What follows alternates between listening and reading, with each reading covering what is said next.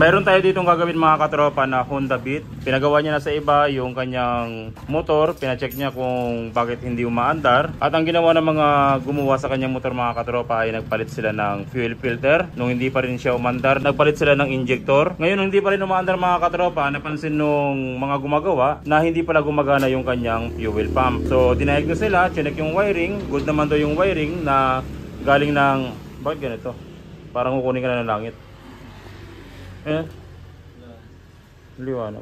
Chinek nila yung wiring, good naman daw yung kanyang wiring mula dito sa fuel pump papunta rito sa computer box. Ngayon ang sabi nung gumawa mga katropa, may problema na yung computer box ni boss dahil good naman daw yung wiring. Kapag sinusi, gumagana naman daw, pero kapag pinush button mo, nagre-retundo lang siya at ayaw tumunog o gumana nung kanyang fuel pump. Ngayon, sinabi nung unang gumawa, magpapalit ng computer box. Nagkataon mga katropa na doon sa unang gumawa, mayroon silang computer box o mayroon silang Honda Beat din na ginagawa. At ang ginawa nila, tinesting nila yung computer box ng isang Honda Beat. Pagkasalpak dito sa motor ni boss mga katropa, pagkasusin nila, umandar yung fuel pump at umandar yung motor. Ngayon, 100%, syempre nakumpirma nila na sira talaga yung computer box ni boss. Pero si boss, syempre walang ganon, wala pang budget. At dinala niya sa atin para ipa-second opinion kung sira ba talaga yung kanyang computer box. Pero kung magagawa pa daw natin paraan para habang nag-iipon siya ng pera, magagamit niya yung motor at syempre meron siyang pang service.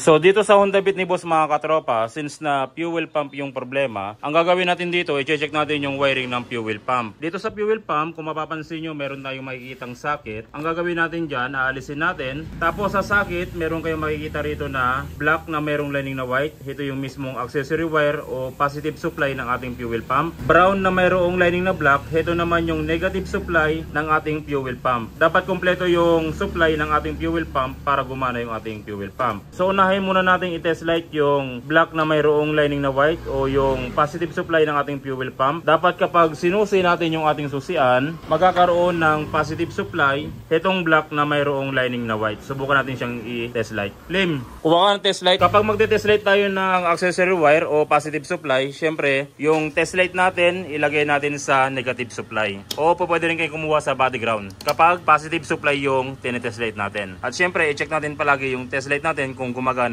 or hindi. Ngayon, i-test light mo Lim itong black na mayroong lining na white. Pang ilang butas siya?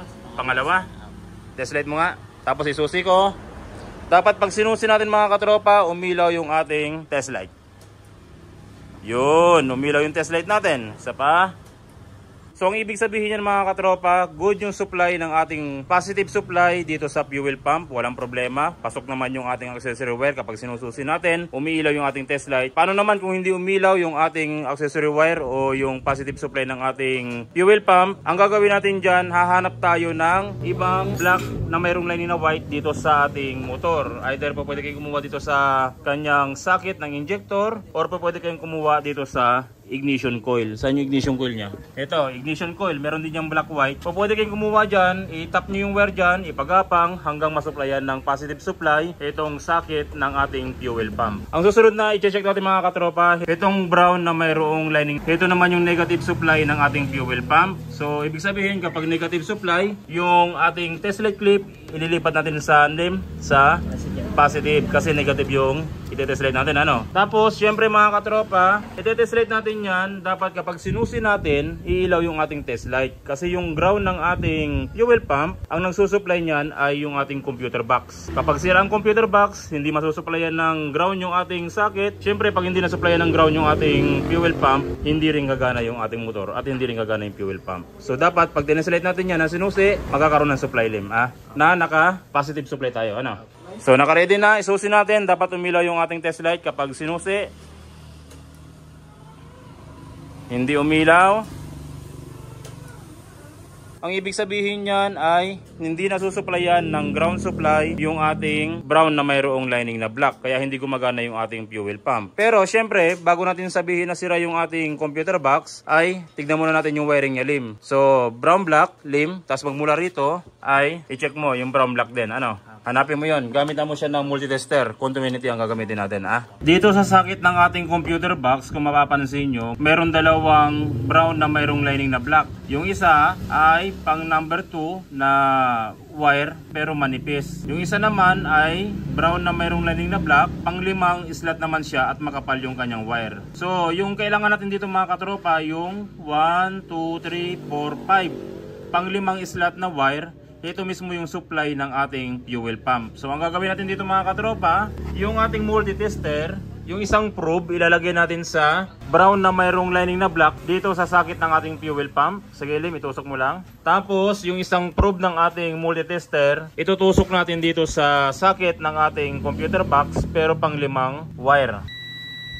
Yun mga katropa, tumunog yung ating multitester na nakatusok tayo sa brown na mayroong lining na black. Ang ibig sabihin niyan, walang problema sa wire ng ating motor dahil walang putol mula rito sa fuel pump papunta dito sa computer box. Nangungulugan nyo mga katropa na may problema talaga yung ating computer box at hindi niya nasusuplayan yung ating fuel pump. Kapag ganito yung problema ng inyong motor mga katropa, huwag kayong mag-alala, huwag nyo papalitan ng computer box dahil mayroong paraan dito na pwede natin gawin at hindi lang siya paraan kundi magagamit nyo na pang matagalan sa inyong motor na hindi nyo na kailangang gumastos ng malaki para mapaandar ang inyong motor.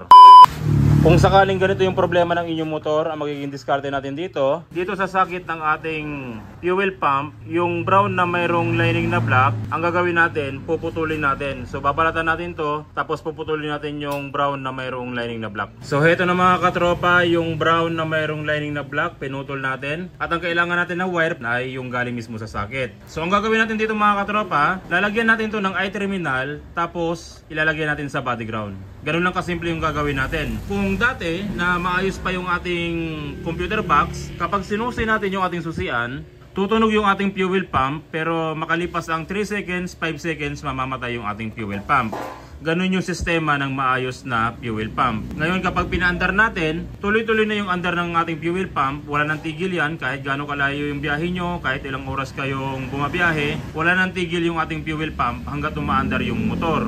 So kailan lang titigil yung ating fuel pump? Kapag pinatay natin yung ating motor at pinatay natin yung ating makina. Ngayon itong brown na mayroong lining na black, pag nilagay natin to sa body ground, ang mangyayari dyan ay direct nang masusuplayan ng ground yung ating fuel pump.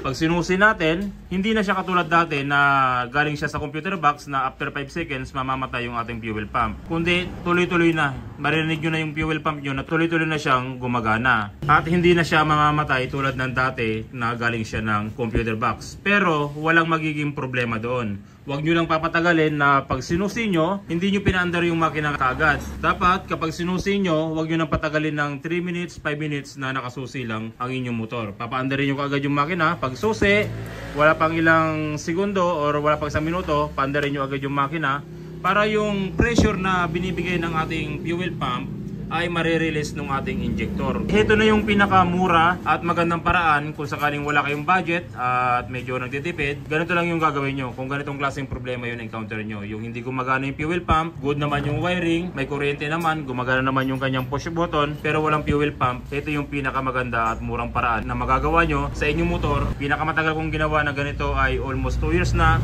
Hanggang ngayon, gamit pa rin ng customer at walang problema. So Lim, ang gagawin mo Lim, lagyan mo ng wire to, sa dulo ng wire lagyan ng I-terminal, tapos ilagay mo dito, i-body ground natin. So heto na mga katropa yung ginawa natin, yung brown na mayroong lining na black, pinutol natin at ginamit natin yung wire papunta doon sa fuel pump, tapos nilagyan natin ng I-terminal at nilagay natin sa body ground. Boss, thank you boss, thank you.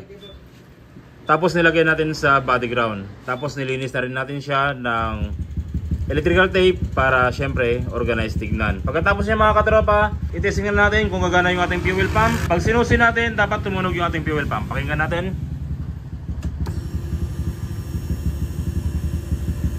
Isa pa, patayin natin, susi. Yun, narinig nyo mga katropa, tumunog yung fuel pump. Ngayon, subukan natin siyang i-push button. Lim, papisel yung preno, tapos i-push button natin. Yun o. It's alive! Sabi mo lang, it's alive! Okay na mga katropa, gumana na yung ating motor. At syempre, ang importante dyan, nakatipid kayo at hindi kayo nagpalit ng computer box. Isa pa, susi, tapos lim, papisil ng preno, i-push button natin. Yun o.